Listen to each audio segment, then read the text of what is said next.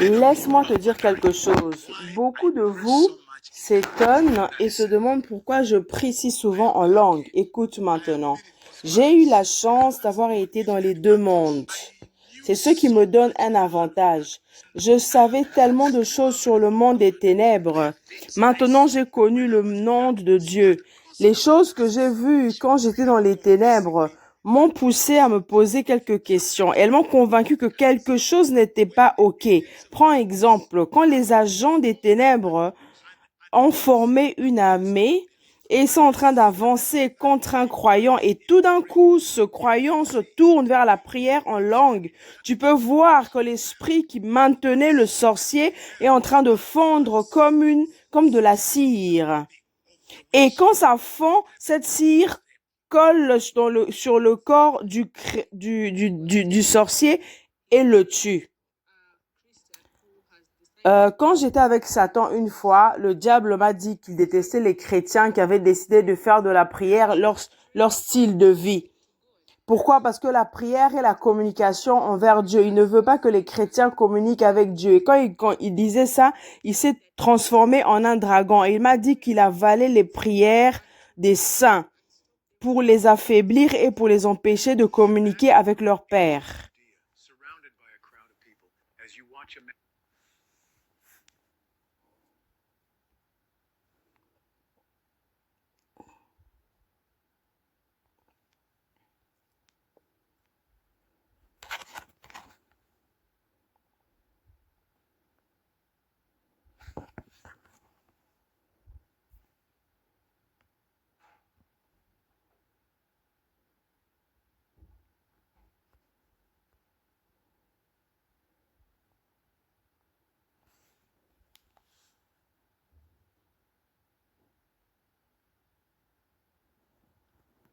Imagine, tu es dans l'ancienne Judée. Tu es environné d'une grande foule qui est en train de regarder une personne appelée Jésus-Christ, en train d'opérer des miracles. Des gens qui étaient aveugles commencent à voir, des sourds commencent à entendre, des muets commencent à parler et ceux qui étaient possédés commencent à être délivrés. Et tout d'un coup, tu entends une accusation. Et les pharisiens commencent à l'accuser en disant qu'il chasse les démons par l'esprit de Belzébuth.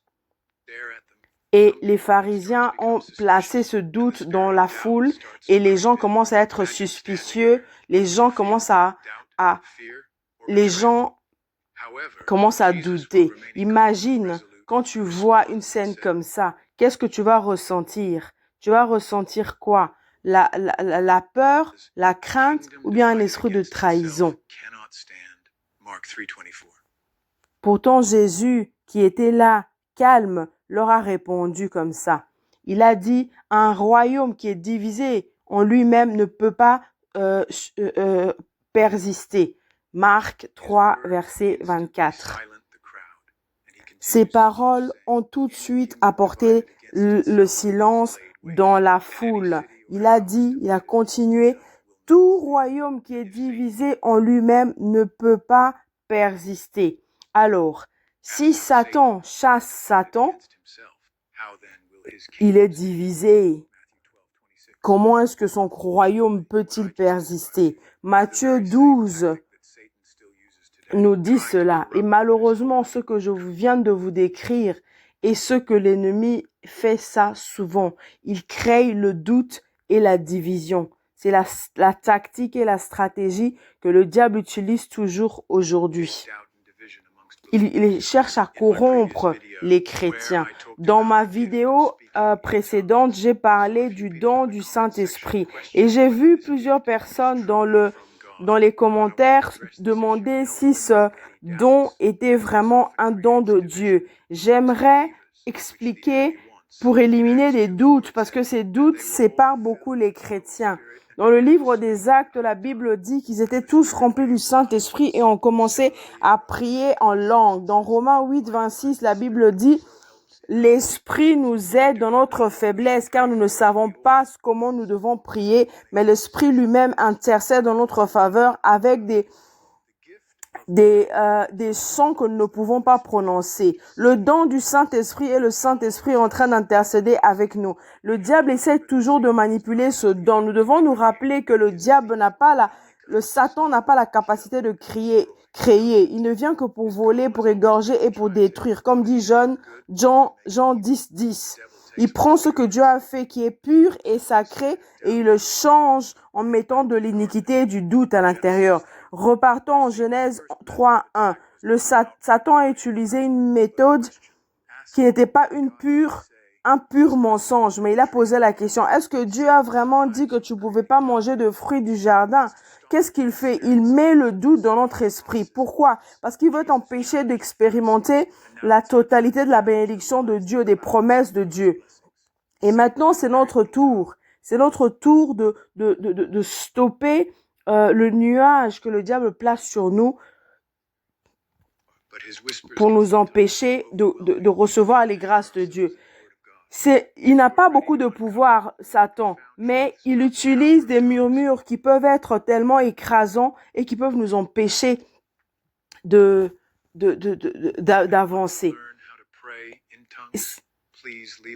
Si tu aimerais que je fasse un message parlons de comment prier en langue, alors s'il te plaît, aime la vidéo et laisse un message dans le secteur des commentaires et que le message dise « Seigneur, remplis-moi de ton Saint-Esprit ».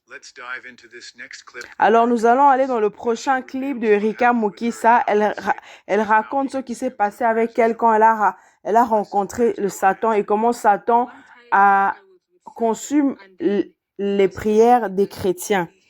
Un jour, j'étais avec Satan, il m'a dit qu'il détestait les chrétiens qui faisaient de la prière leur style de vie. Et il combattait la prière des saints parce que la prière est la communication avec Dieu. Il ne veut pas que les chrétiens communiquent avec Dieu. Et tandis qu'il me disait cela, il s'est transformé en dragon. Il m'a dit qu'il avalait la prière des chrétiens, des croyants. Il voulait les affaiblir et les empêcher de communiquer avec leur Père. Quand un chrétien communique avec Dieu, il ne peut pas être trompé par l'ennemi. Il peut voir, il peut entendre directement de Dieu et Dieu peut leur révéler des mystères du royaume de Dieu.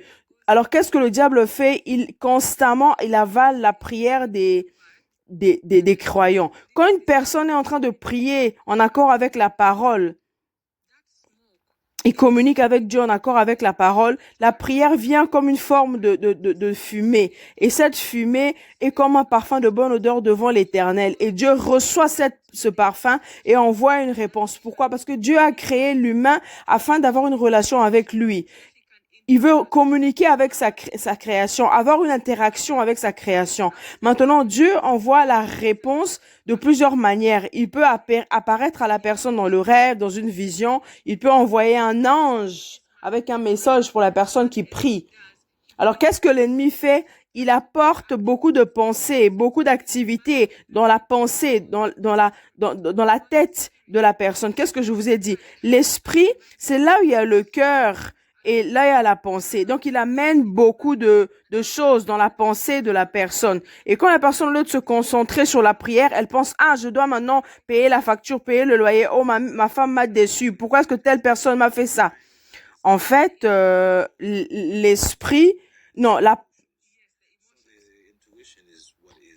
l'intuition est ce qui se trouve dans l'esprit. Exactement. L'ennemi amène beaucoup de choses dans la pensée de cette personne. Et cette personne perd la concentration. Et quand elle perd la concentration, leur prière commence à serpenter comme ça. Et c'est cette prière-là que l'ennemi est capable d'avaler. L'homme doit se présenter devant Dieu à chaque instant, tout le temps. Au travail, tu peux parler en langue. Tu peux parler en langue à chaque instant. Partout, tu peux communiquer avec Dieu. Il doit avoir un ciel ouvert au-dessus de chaque homme.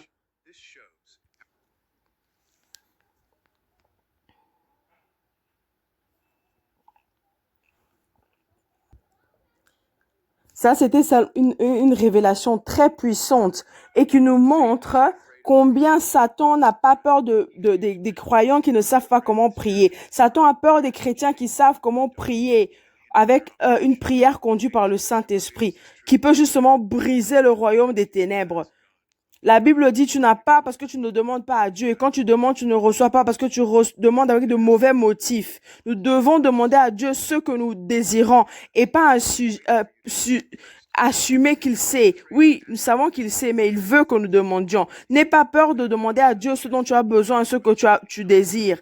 Quand Dieu ne répond pas tout de suite, ça ne veut pas dire qu'il ne t'entend pas, mais des fois, il retient tes bénédictions jusqu'à ce que tu sois prête ou prêt. Ou jusqu'à ce que ça puisse s'aligner avec ta vie. C'est pour ça que le diable ne veut pas que nous connaissions la vérité selon la prière en esprit. La prière en esprit, en langue, permet que le Saint-Esprit puisse intercéder en notre faveur de façon claire. Et le diable ne veut pas cela. C'est pour ça qu'il cherche à apporter la confusion dans le corps du Christ. S'il n'arrive pas à t'empêcher de prier régulièrement, il va faire que ta prière ne soit plus effective. Regarde la vie de Paul. Paul n'a jamais connu Christ physiquement quand Jésus était en train de travailler sur la terre. Mais regarde comment la vie de Paul a affecté le message, a contribué au message dans la Bible. Il a rencontré Jésus quand une fois il était sur le chemin de Damas en train d'aller persécuter Christ. Christ lui a dit, Saul, Saul, pourquoi me persécutes-tu? Et depuis ce moment-là, Paul a été rempli du Saint-Esprit et il a contribué au Saint-Esprit. Il n'a pas seulement prêché sur la puissance de Dieu, mais il a vécu ce qu'il a prêché. Même Erika elle-même maintenant, elle nous parle aussi de la prière l'importance de la prière en ligne, la prière en langue. Et Paul a dit, je dis merci à Dieu parce que je prie en langue plus que vous tous. Pourquoi il a dit ça? Pas parce qu'il était arrogant, parce qu'il savait que c'était puissant. Beaucoup de miracles puissants se sont faits des mains de Paul. Même des mouchoirs qu'il avait touchés étaient amenés vers des malades, avaient guéri les malades. Voir Acte 19, verset 11. Il n'avait pas seulement une foi extraordinaire, mais il était un chrétien qui était complètement conduit par le Saint-Esprit. Cependant, regarde ceci, même le travail de Paul, qui était extraordinaire, rempli du Seigneur Saint-Esprit, était critiqué. Les gens l'ont critiqué, ont dit qu'il était en train ont critiqué Paul comme ils ont critiqué aussi Jésus. Nous devons savoir que plus nous allons décider d'utiliser ce que Dieu nous a donné comme don, plus nous allons être critiqués. Alors, faut pas croire que quand tu connais pas quelque chose directement, cette chose est démoniaque. Non, je vous exhorte à être comme Jésus et Paul, à ne pas se laisser influencer. La puissance de la prière en langue est très élevée. Ça te permet de communiquer avec Dieu sur une ligne qui n'est pas corrompue. J'ai fait quelques recherches et j'ai vu une recherche à l'université de Pennsylvania. Ils ont étudié les activités d'une personne qui est en train de prier en langue. Ils ont vu que dans le lobe frontal du cerveau, la partie qui est responsable du langage et du raisonnement, cette partie était très peu active. Mais quand ces gens-là priaient en langue normale, les langues connues des humains, cette partie du lobe frontal était active très fort. Pourquoi? Ça veut dire que quand nous prions en langue, nous pouvons parler, communiquer avec Dieu sans vivre des interférences du mental. Les gens qui ont participé à ces études ont dit que ils sont laissés complètement au Saint-Esprit et ils ont senti qu'il y avait une force qui était par-dessus d'eux. La Bible nous montre qu'une personne qui prie en langue n'est pas comprise des autres, mais il déclare des choses qui sont incompréhensibles justement par l'esprit. Pensez à ce qui se fait dans la victoire en esprit, dans le combat spirituel. Quand toi, tu veux te battre avec quelqu'un, qu'est-ce que tu vas faire? Tu vas le séparer de sa source de force et de protection. C'est exactement ce que le diable essaie de faire. Il veut nous séparer de notre force qui est le Saint-Esprit. Il va te chercher à t'isoler de ce don spirituel que Dieu nous a donné pour le combat spirituel. Il va te dire, ouais, tu fais juste des sons aléatoires ou bien tu les inventes. Mais ce mensonge devant l'écriture et devant la science n'a plus de force. Quand un chrétien prie comme ça en langue, puissamment rempli du Saint-Esprit, c'est là que les destinées sont restaurées. En un seul moment, dans un petit moment, nous allons entrer dans le témoignage du pasteur James Kawala qui parle justement combien la prière du Saint-Esprit est puissante. Beaucoup de vous me demandent pourquoi je prie tellement en langue. Écoutez maintenant, j'ai de la chance, j'ai été dans les deux mondes. Et ça me donne un avantage. Je connaissais beaucoup du monde des ténèbres. Oui, mais maintenant j'ai connu le monde de Dieu. Les choses que j'ai vues quand j'étais dans les ténèbres m'ont posé à me poser des questions, m'ont convaincu qu'il y a quelque chose qui n'était pas OK.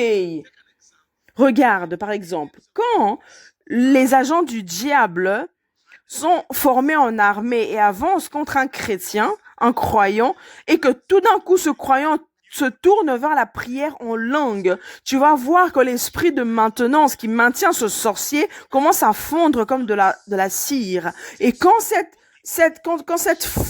cire fond, elle commence à coller sur le corps du sorcier et des fois, ce sorcier meurt. Vous savez combien de sorciers meurent quand des chrétiens prient en langue? Vous ne savez pas. Chaque jour, des milliers de sorciers qui ont suivi Satan meurent. Pourquoi? Parce que pendant l'opération, il y a un démon qui les maintient. Mais quand tu pries en langue, c'est pas comme en ougandais, en swahili, en anglais. Dans ces langues-là, il y a des mots démoniaques. Tu dis que c'est ta langue, mais il y a beaucoup de mots qui sont façonnés démoniaquement. Il y a des prononciations maléfiques. Quand tu dis en anglais des choses, il y a des significations cachées que tu ne connais pas. Des fois, c'est des enchantements, des alliances que tu prononces sans que tu saches. Quand tu pries en ces langues-là, ta prière est puissante, mais elle peut être piégée. Mais quand tu changes, tu passes directement dans un langage spécial, purement céleste. L'ennemi ne peut plus piéger ta prière. C'est pour cela que les agents de Satan qui sont devenus des pasteurs, des bishops, des enseignants de la parole de Dieu, ils vous découragent de prier en langue. Si tu pries en ougandais, personne ne va t'attaquer. Mais quand tu commences à prier en langue, ils vont dire, mais pourquoi tu pries dans une langue qu'on ne comprend pas? Parce que ils veulent écouter tes pétitions. Ils veulent défier tes pétitions. Ils veulent comprendre ce que tu demandes à Dieu pour se mettre en scène. Je savais que certains chrétiens ne croiraient pas à ce que je dis. Alors j'ai fait, ou ce que la Bible nous dit, ce que ces gens sont en train de témoigner. J'ai fait quelques recherches et j'ai trouvé une étude à l'université de Pennsylvania. Nous allons écouter.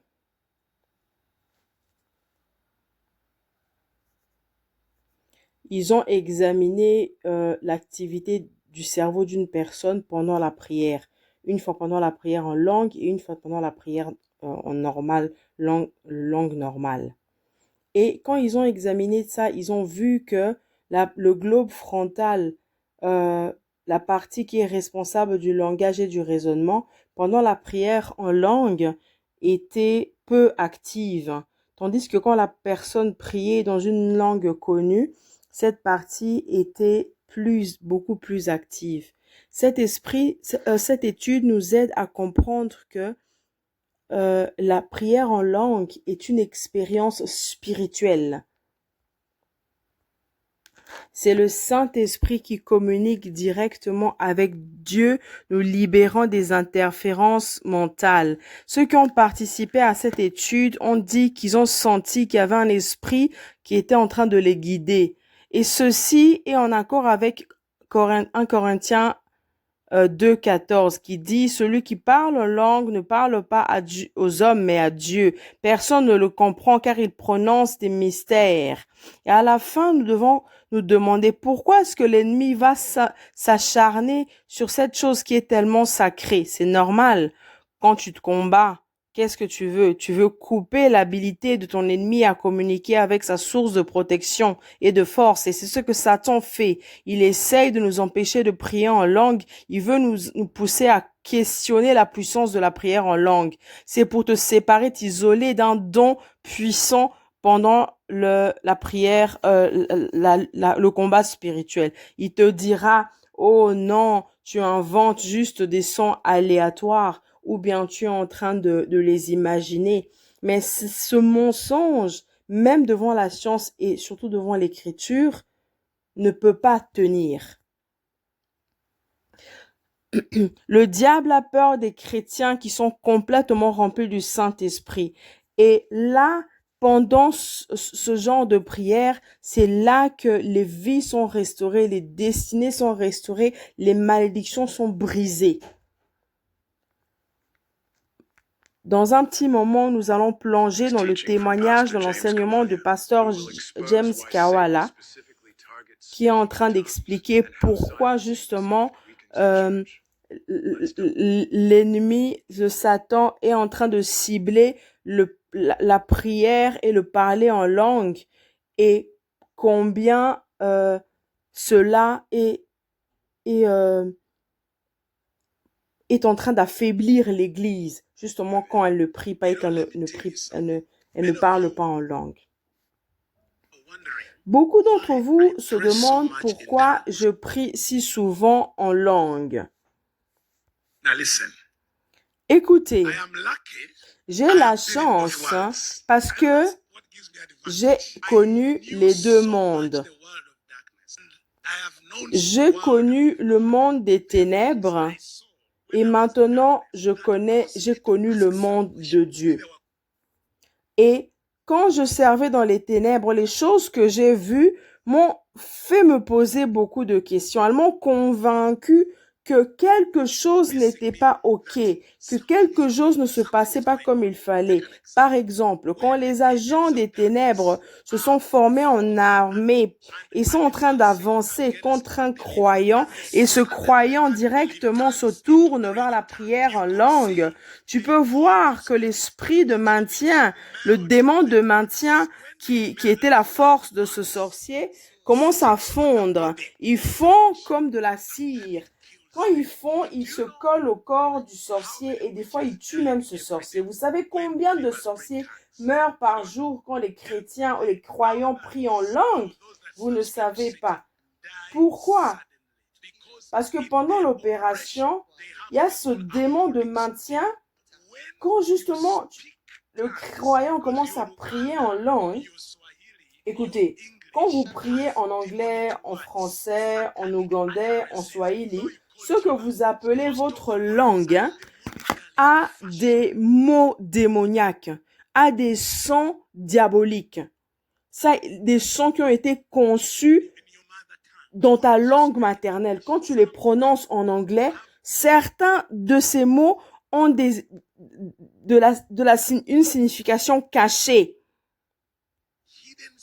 Signification spirituelle cachée que tu ignores. Des fois, c'est des noms de démons, des noms d'alliances, des enchantements. Quand tu les utilises, oui, ta parole est puissante, mais elle peut être piégée. Mais quand tu te tournes vers une prière purement spirituelle, ça démantèle cette colle-là que ce démon de maintien était en train cette colle qui collait le démon de maintien au sorcier.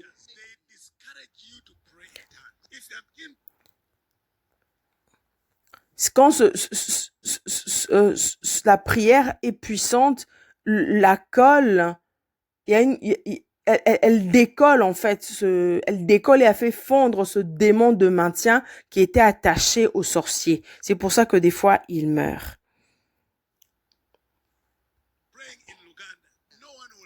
Si je commence à prier en ougandais, personne ne va m'attaquer. Mais quand je commence à prier en langue, il commence à dire, mais pourquoi tu pries pas dans une langue que tu comprends? Pourquoi? Ils veulent écouter ce que tu demandes pour défier la réponse à ta prière. Ils veulent savoir ce que tu demandes à Dieu pour pouvoir après voler ta prière. La réponse à ta prière.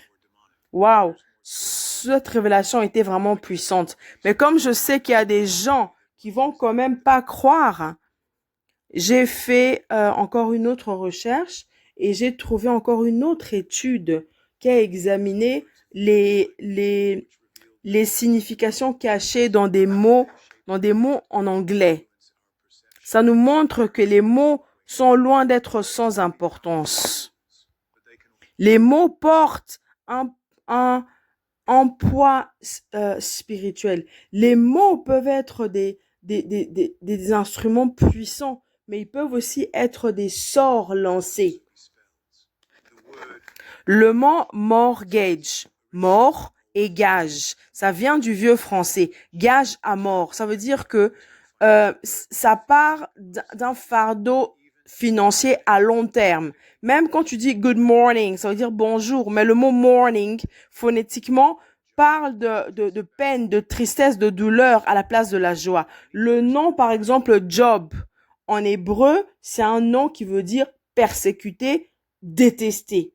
Donc, nous devons comprendre que les mots, souvent, peuvent refléter quelque chose de négatif, quelque chose qui a des réalités spirituelles plus profondes de ce que nous pouvons imaginer. Est-ce que certains mots pourraient être là exprès pour des réalités spirituelles plus que nous ne le comprenons? Même la parole de Dieu nous dit dans Proverbe 18, 21, la vie et la mort sont au pouvoir de la langue.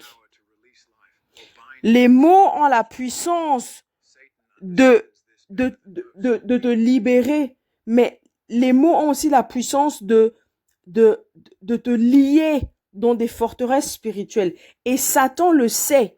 Il le comprend plus que beaucoup de personnes. Il connaît le poids profond des paroles et il va toujours chercher à transformer la vérité. C'est le cas avec le don du Saint-Esprit. Satan a peur que les croyants comprennent le don du Saint-Esprit parce que ce don-là peut démanteler son royaume. Alors, il veut que tu commences à douter. Et il change toute chose, il transforme, il te pousse à douter sur tout. Et en transformant la vérité, il fait peur aux croyants. Les croyants ont peur de ce qu'ils ne comprennent pas.